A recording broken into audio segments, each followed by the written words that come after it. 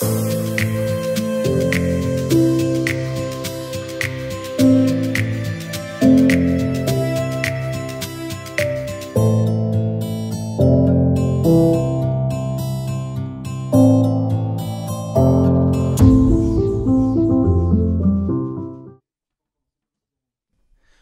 à chacun, à chacune, bienvenue ce matin pour ces moments que nous voulons passer dans la présence de notre Dieu, même par écran interposé. Nous voulons célébrer et louer le Seigneur, celui qui nous a sauvés. Et ce matin, nous voulons nous réjouir dans le nom du Seigneur. Alléluia!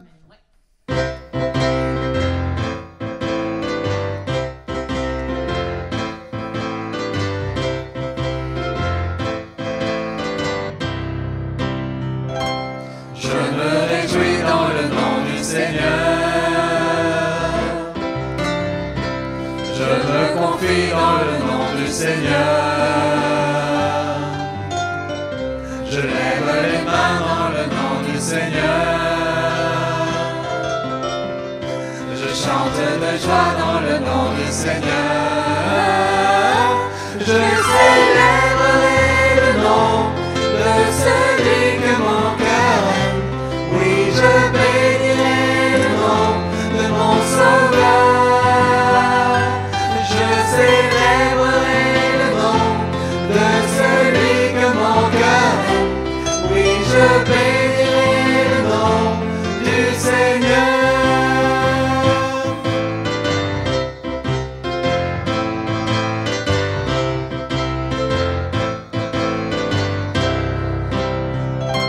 Je me réjouis dans le nom du Seigneur.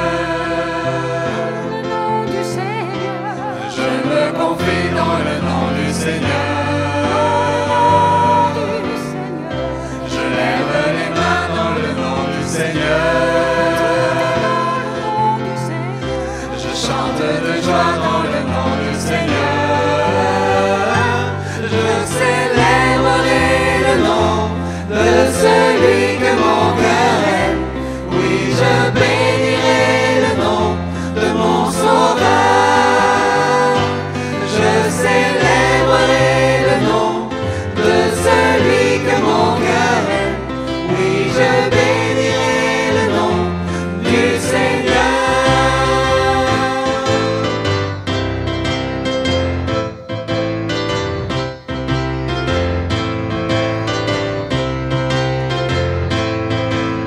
Je célébrerai le nom du Seigneur. Je célébrerai le nom du Seigneur. Je célébrerai le nom du Seigneur. Je célébrerai le nom du Seigneur. Alléluia. Amen. Jésus a donné sa vie sur la croix pour chacun d'entre nous. Quel miracle! Que son nom soit béni.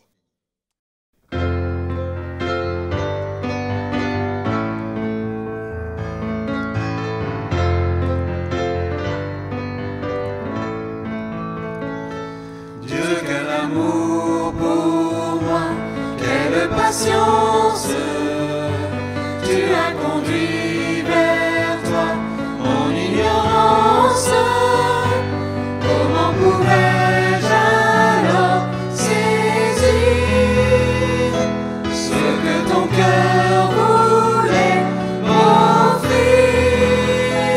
Un si grand miracle, un don si précieux, la mort à la Pâque nous ouvre les yeux. Ton salut remplace ma condamnation, mon péché s'efface par ta rédemption. Loué sois-tu, Dieu Tout-Puissant, loué sois-tu.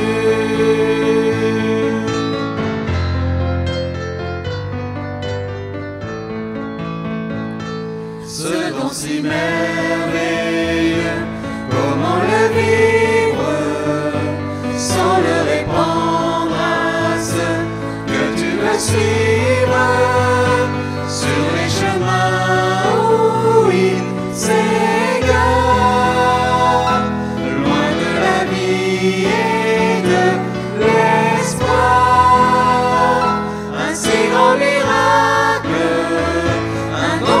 les cieux. Ta main à la plaque nous ouvre les yeux. Ton salut remplace ma condamnation. Mon péché s'efface par ta rédemption.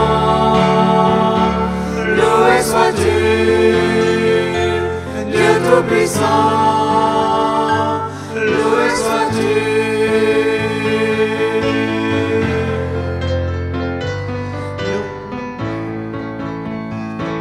Loué sois-tu, Dieu Tout-Puissant. Loué sois-tu.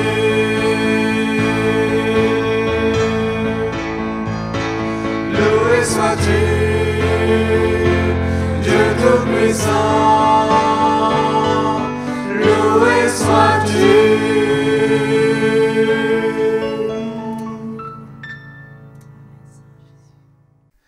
Nous voulons adorer celui qui est grand, celui qui est majestueux, qui a tout créé. Oui, nous voulons le chanter encore ce matin, combien Dieu est grand. Amen.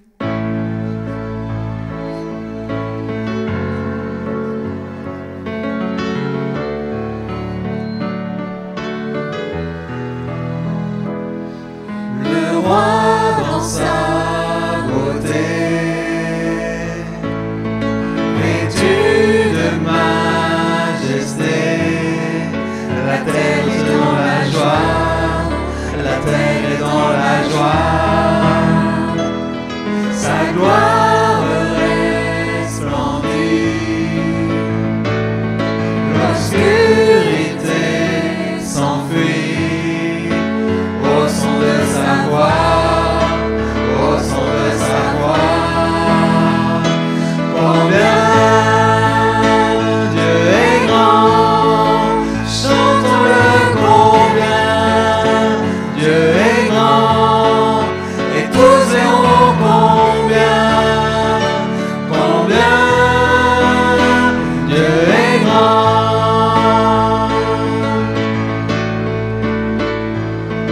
Car d'âge en âge il vit, le temps lui est soumis, commencement et fin, commencement et fin.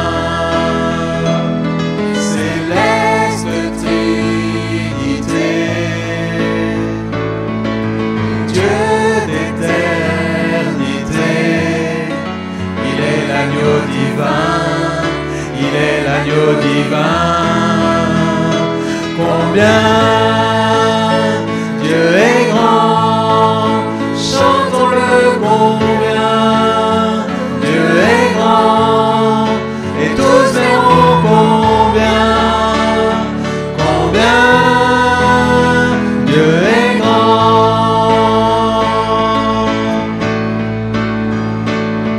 Son nom est tout puissant, digne de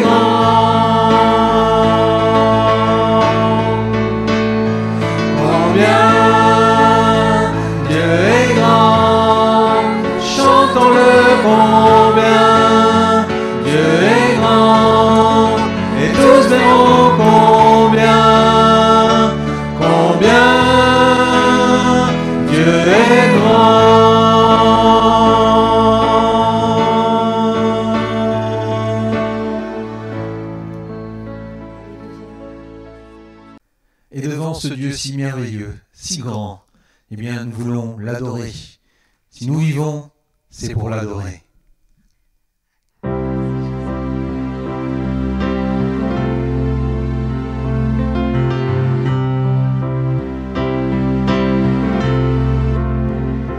Quand je contemple ta sainteté, et quand je contemple ta beauté, et quand toutes les choses pâlissent à ta lumière,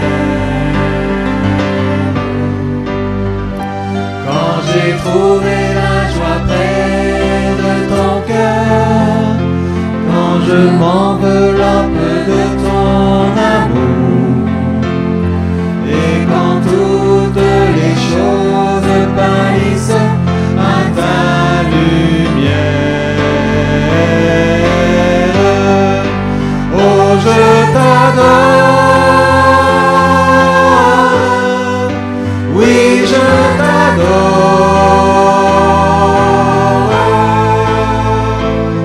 si je vis Seigneur, c'est pour t'adorer.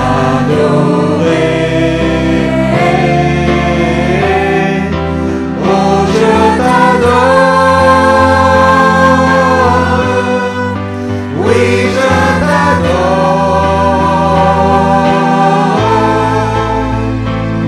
si je vis Seigneur, c'est pour t'adorer.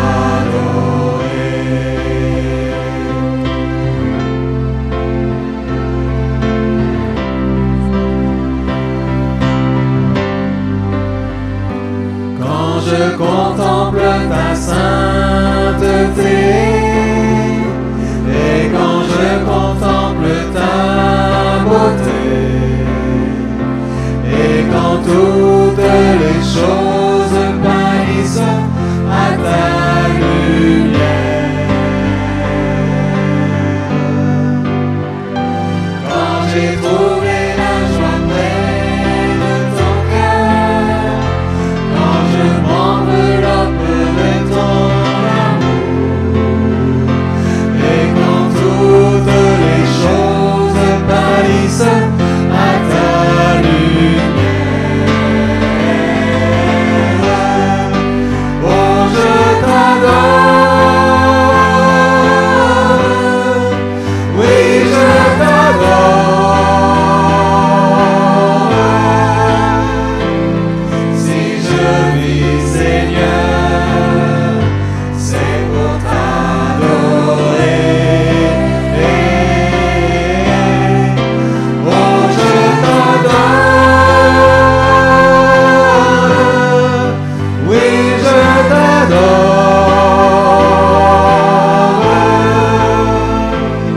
si je vis Seigneur, c'est pour t'adorer.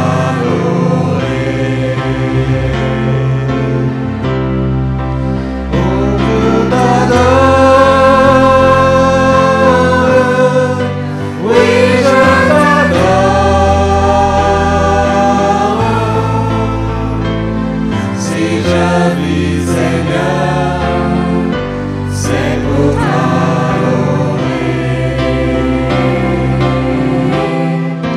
Oh je t'adore,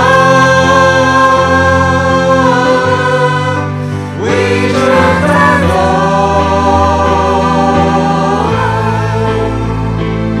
si je vis Seigneur, c'est pour t'adorer.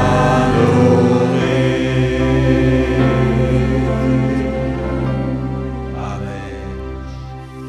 Gloire à Dieu. Merci. Béni sois-tu, Père éternel. Gloire à Dieu. Soyons ces adorateurs que le Père demande ce matin. Adorons notre Père en esprit et en vérité.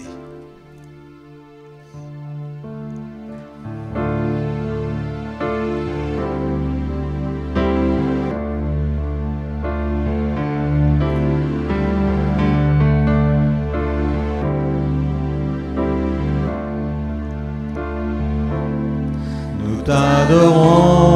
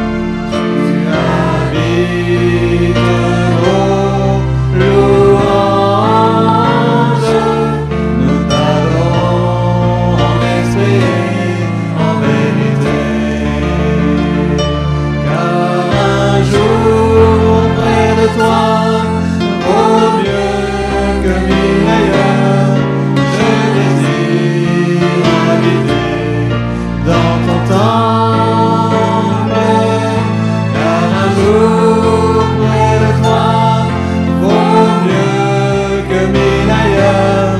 Je désire habiter dans ta maison, Seigneur. Je désire habiter dans ta maison, Seigneur. Je désire habiter dans ta maison, Seigneur.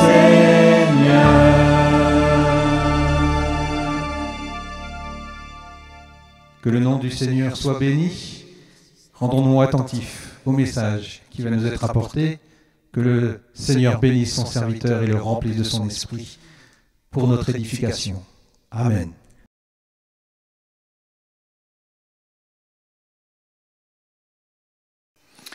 Bonjour, sommes heureux de nous retrouver ce matin autour de la parole de Dieu dans cette période de Pentecôte.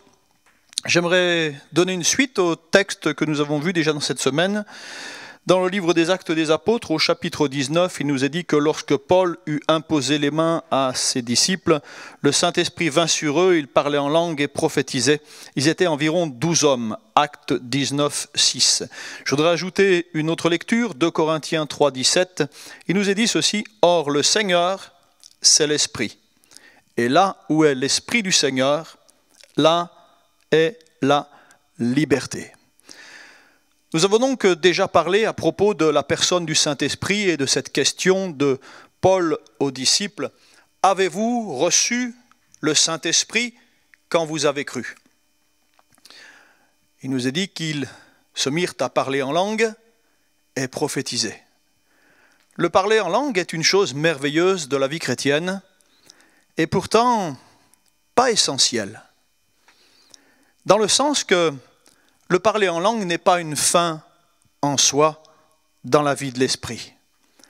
Je ne veux et je ne peux m'en dispenser, mais ce n'est pas là ce en quoi Dieu est intéressé que je parle en langue. Dieu est intéressé par autre chose de plus important. Et c'est la raison pour laquelle il nous a envoyé donner son esprit. Parce que son esprit, c'est lui-même. Son esprit, c'est Christ. Et quand son esprit vient demeurer en nous, ce qui intéresse le Seigneur, c'est que son esprit puisse se saisir de nous. Et qu'en se saisissant de nous, il y ait assez de place pour lui, et que ce ne soit plus nous en premier, mais lui. Le disciple disait, il faut qu'il croisse et que je diminue. Nous pourrions rappeler que selon les Écritures, nous n'avons pas été appelés par le Seigneur à être des parleurs en langue, mais des témoins, des disciples de Jésus-Christ. Vous recevrez le Saint-Esprit et vous serez mes témoins. Et nous ne pouvons pas devenir ces témoins sans la réception du Saint-Esprit. Paul insiste même dans 1 Corinthiens 13 en parlant de cymbales retentissantes. Quand j'aurai la science, quand je parlerai la langue des hommes ou des anges, si je n'ai pas la charité, je suis une cymbale qui retentit. Dans le livre des Actes, au chapitre 2, les 4 premiers versets mentionnent pour la première fois le parler en langue. Et c'est important qu'à Pentecôte, le Saint-Esprit ait été là, présent, dès le départ, le début de l'Église. C'est ce qui établit la doctrine initiale, dans la doctrine, le signe initial du parler en langue.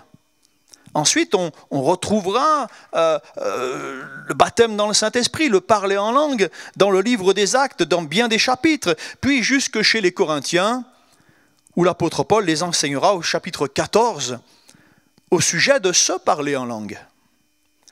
Le Saint-Esprit ne nous est pas donné pour faire du bruit comme une cymbale, mais pour avoir le langage de l'amour de Dieu, selon 1 Corinthiens 13. Je précise aussi que lorsque nous parlons de la vie de l'esprit, nous ne parlons pas de la vie intellectuelle, et encore moins de forces occultes. La vie de l'esprit, c'est la manifestation et l'œuvre du Saint-Esprit en nous. Et dans la vie de l'Esprit, une grande place est donnée à notre cœur et à nos affections. Ainsi, le Saint-Esprit nous parle le langage de l'affection et travaille au niveau de nos affections. Car Dieu est toujours et de tout temps été intéressé par le cœur de l'homme. « Donne-moi ton cœur », dit le Seigneur. Que notre cœur soit tout entier pour lui. À lui, Dieu n'aime pas les demi-mesures, les cœurs mous, les cœurs à moitié, les cœurs qui changent ou les cœurs endurcis. Je sais que nous sommes tous faits d'émotions ou de ressentis et que l'affection ne peut pas être exempte d'émotions. Seulement, on trouve facilement des personnes qui ont toutes sortes d'émotions, même dans l'Église, sans jamais avoir d'affection véritable. C'est pour cela que les gens ont des émotions en dehors même de la vie de l'esprit. Quelqu'un regarde la télé ou un match de foot et pleure ou se réjouit. Il arrive même parfois que les croyants aient des émotions, ou même des émotions collectives, sans que cela vienne du Saint-Esprit pour autant, ou ait à voir avec la vie de l'Esprit. Mais tant qu'il y aura des hommes et des femmes dans l'Église, d'hier, d'aujourd'hui et de demain, il y aura toujours des émotions. Mais quand je parle d'affection, je ne parle pas d'émotion. La Bible nous montre que dans le royaume de Dieu, dans la vie de l'Esprit, la priorité est toujours donnée au cœur. Dieu veut que notre intelligence devienne membre, organe au service de l'amour de Dieu déversé en nous par le Saint-Esprit. Et cela commence toujours par notre cœur. Pourquoi ? Parce que notre cœur n'est pas raisonnable. Ne dit-on pas que l'amour est aveugle ? Quand quelqu'un est amoureux, ses parents ont beau lui dire « non, c'est pas celui-ci, non, c'est pas celle-ci », il n'écoutera pas. Parce que l'amour n'est pas raisonnable. Dieu nous parle tellement du cœur parce que le cœur est le centre de la personne humaine. Un homme est un homme dans son cœur avant de l'être dans son intelligence. Et toutes les grandes décisions de la vie, de l'existence, se font à partir de ce qui se passe dans le cœur. J'ai à cœur de, j'ai dans le cœur de. Et puis vous avez tous et toutes remarqué que vos décisions ont été celles que votre cœur vous a dictées. Quand bien même vous auriez pu vous tromper, mais c'était d'abord votre cœur qui vous avait conduit à cela. Notre vie est tracée, elle est déterminée par les conseils et la volonté de notre cœur. Et non pas naturellement par le conseil de la sagesse et de l'intelligence. Jésus disait, là où est ton cœur, là sera ton trésor. Jésus sait bien que nos choix, nos directions se prennent selon notre cœur, selon ce qu'il y a dans notre cœur. Toutes les histoires bibliques nous le montrent bien.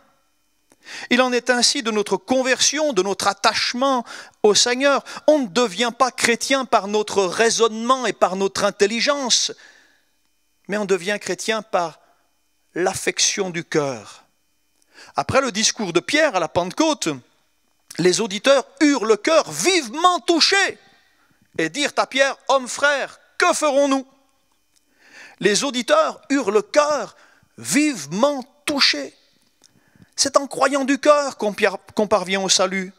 La bouche parle selon l'abondance du cœur. L'homme bon tire de bons trésors selon l'homme bon tire de bonnes choses de son bon trésor.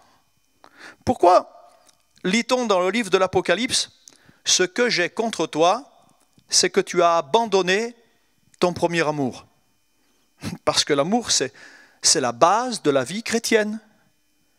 Et qui dit perdre le zèle de son premier amour, dit perdre la vie de l'esprit. Et perdre la vie de l'esprit, c'est perdre cette possibilité d'être et de rester disciple et témoin de Jésus-Christ. Quelqu'un dira, ah oui, mais j'aime toujours le Seigneur. Oui, mais tu n'es plus un témoin du Seigneur. Tu n'es plus un disciple du Seigneur. Le parler en langue ne peut donc avoir d'autre source que celle que nous évoquons. L'amour de Dieu est répandu dans nos cœurs par le Saint-Esprit. Et si nous parlions en langue à partir d'autres raisons, d'autres inspirations que celle de l'amour de Dieu, alors nous sommes un airain qui résonne et une cymbale qui fait du bruit. Il y a du bruit, mais il n'y a pas de fruit. Chers amis, frères et sœurs dans la foi, le Seigneur se soucie peu de savoir si un chrétien parle en langue. Ce dont il se soucie, c'est de savoir si ce chrétien aime et si l'amour de Dieu est répandu dans son cœur par son esprit. 1 Jean 4,20 nous dit « La preuve que j'aime Dieu, c'est que j'aime les frères et les sœurs que je vois. »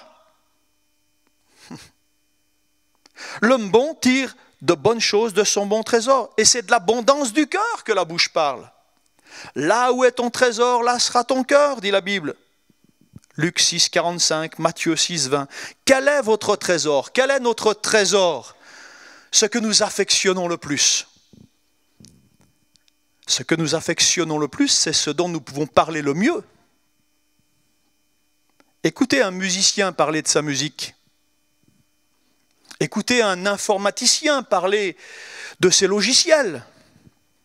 Écoutez un philatéliste, un numismate parler de ses collections. Écoutez un pêcheur parler de la pêche. Si notre trésor est dans notre cœur, sur notre bouche, il y aura notre trésor. Et si notre trésor, c'est Jésus, et que Jésus est dans notre cœur, alors ce que je dis honore Jésus. Alors ce que je fais honore Jésus. Alors ce que je suis sanctifie, mais à part Jésus. Et je ne mets pas du Jésus à toutes les sauces, pardonnez-moi l'expression. Parce que le nom de Dieu est saint. La vie chrétienne, frères et sœurs, c'est parler le langage de Jésus. Et le langage de Jésus, c'est le langage de l'amour. C'est le langage du don de soi. Ce n'est plus l'amour du moi-je, mais c'est aimer en action et en vérité plus qu'en parole. La Bible dit que Dieu prouve son amour envers nous en ce que lorsque nous étions encore des pécheurs, Christ est mort pour nous. Quand Jésus-Christ, quand sa parole est mon trésor, quand ce trésor est sur mon cœur, et que ma bouche veut en parler, quand je veux trouver les mots pour m'exprimer au sujet de Jésus, de tout ce qu'il a fait pour moi, de toute sa patience à mon égard, quand je veux dire ce qu'est la gloire de mon Sauveur, la gloire de mon Dieu, quand je veux parler du soleil de justice, de l'étoile brillante du matin, de celui qui est l'alpha et l'oméga. Quand je désire parler du Père des orphelins, du lys des vallées, de mon bon berger, de cet ami fidèle et tendre, de mon avocat auprès du Père. Quand je veux partager avec le roi des rois, le Seigneur des seigneurs, le sauveur de mon âme, le médecin des médecins, le médiateur, mon rédempteur. Alors depuis que Jésus-Christ a rempli mon cœur, depuis que le Saint-Esprit a visité mon âme, mon être tout entier, depuis qu'il m'a rempli, il m'a donné une langue extraordinaire, des mots qui sont enfin, permettez, à sa hauteur. Le langage des anges, dira Paul aux Corinthiens chapitre 14, qui permet à mon cœur d'être dégagé de tout et d'exprimer toute son affection. Dieu m'a permis de parler en langue et je m'édifie et je me fortifie. David a effleuré cette expérience dans son fameux Cantique 45. Des paroles pleines de charme bouillonnent dans mon cœur. Je dis mon œuvre est pour le roi. Que ma langue soit comme la plume d'un habile écrivain. Tu es le plus beau des fils de l'homme. La grâce est répandue sur tes lèvres. ton trône est à toujours. Et il termine en disant, les peuples te loueront éternellement et à jamais. Je ne veux pas me dispenser de parler en langue. Je ne veux pas empêcher de parler en langue, mais comme Paul le dit dans l'assemblée, je préfère dire 5 paroles avec mon intelligence, afin que les autres en soient édifiés. Mais dans mon culte personnel, Paul disait, je parle en langue plus que vous tous. Puis cette Pentecôte 2020 a mené plusieurs à ce baptême de l'Esprit, à cette relation avec le Seigneur qui permet de s'exprimer et de dire ce qu'il y a dans son cœur que les mots de l'intelligence ne sauraient dire, ne sauraient trouver. Dieu a vraiment répondu à tous nos besoins. Que son nom soit béni. Bonne fête de Pentecôte à chacun et à bientôt. Merci à notre frère pour ce beau message que nous avons entendu ce matin. Et pour que Dieu vienne régner en nous, eh bien, soyons obéissants, mettons en pratique sa parole, et ainsi nous verrons le Seigneur régner.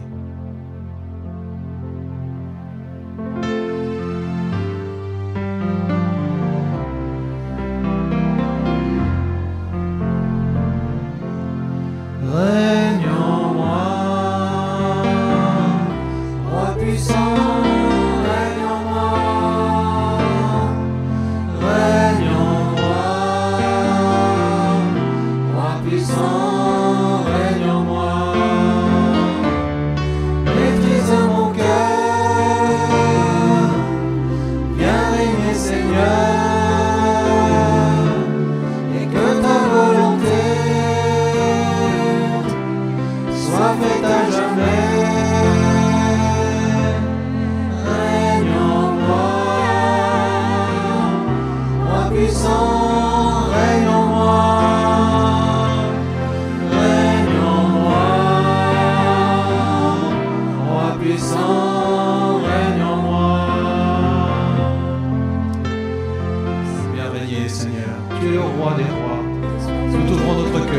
Sois le roi de nos vies, qu'à ton nom soit la gloire, qu'à ton nom seul soit la gloire.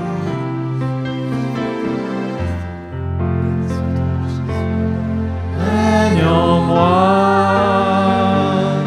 roi puissant, règne en moi, règne en moi, roi puissant, règne en moi.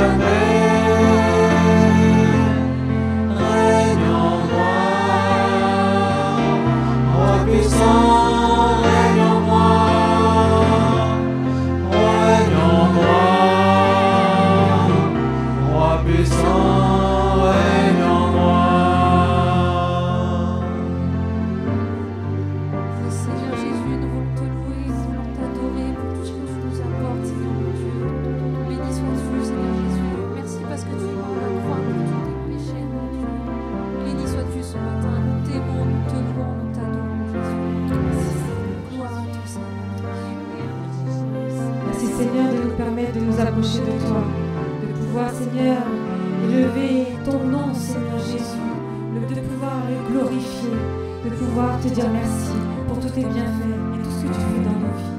Je veux te dire merci, Jésus. Béni soit ton nom. Alléluia.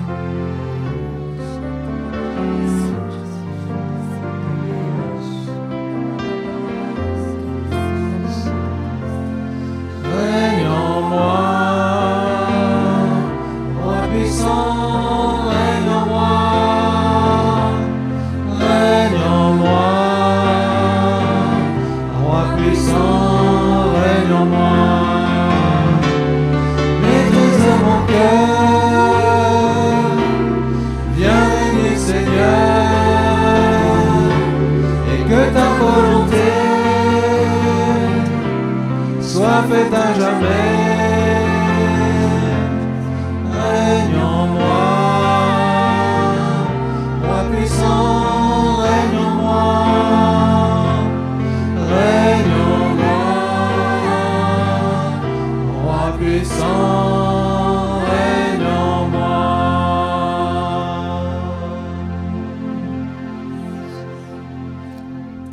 Voilà, ces moments se terminent. Nous espérons que le culte vous a été profitable. Et nous bénissons le Seigneur. Nous appelons la bénédiction sur vos vies. Et que Dieu vous accompagne et qu'il règne. Amen.